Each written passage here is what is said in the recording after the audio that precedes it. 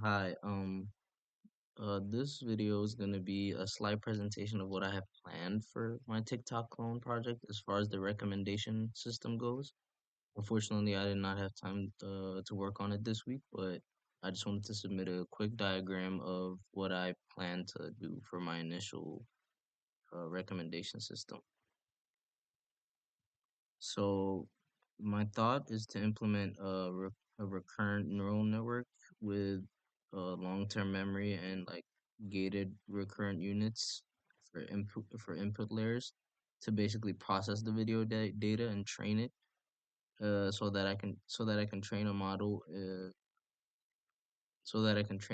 with the embedded vector quantities of the video.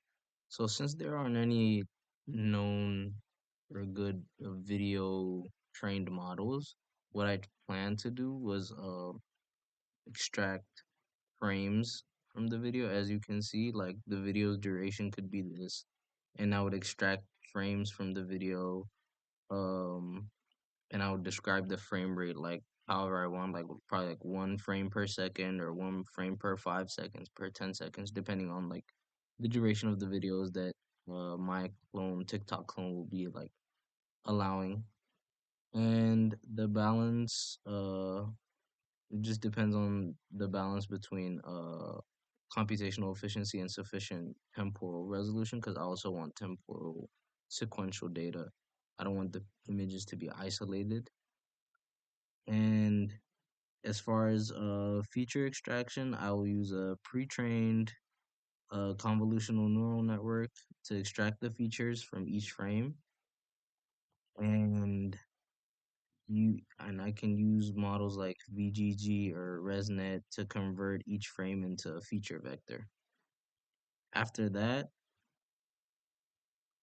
I plan to organize these feature vectors in sequences to corresponding to each video. Like I said, since I don't want like the images to be isolated by themselves, um, I want to train the I want to train the model sequentially.